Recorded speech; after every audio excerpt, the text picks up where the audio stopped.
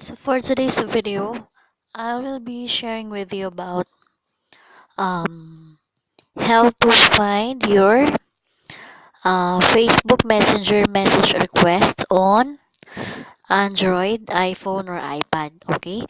Or papakita ko sa inyo kung paano nyo makikita yung inyong Facebook Messenger message request dun sa ating cellphone or sa ating iPad, Android device, or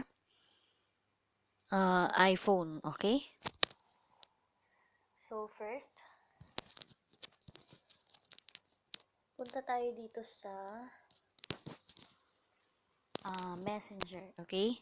So since naka-login na ako, pupunta po tayo doon. Wait.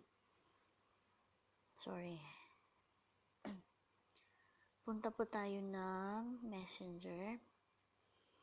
Okay, next, ito po natin itong parang dalawang tao na nasa gitna nasa pinaka lower part. Mapapansin nyo ito. Okay, tap po natin yan. Click nyo lang, and then, after po nyan, click po natin tong add contacts na nasa upper right. Okay, and then, ayan. Mapapansin nyo meron kayong scan code, invite, and request, and then add. So, click nyo po tong request. Okay? So, ayan. So, dyan na po makikita yung message request. Okay? Yung katabi ng spam. Okay? So, ito yung sa messages na request. Ayan, katulad nyan. And then, sa spam naman, ayan, dyan mo makikita lahat ng mga message, okay? Check lang natin. Okay, ayan. Ano pa ba? Ayan. Okay.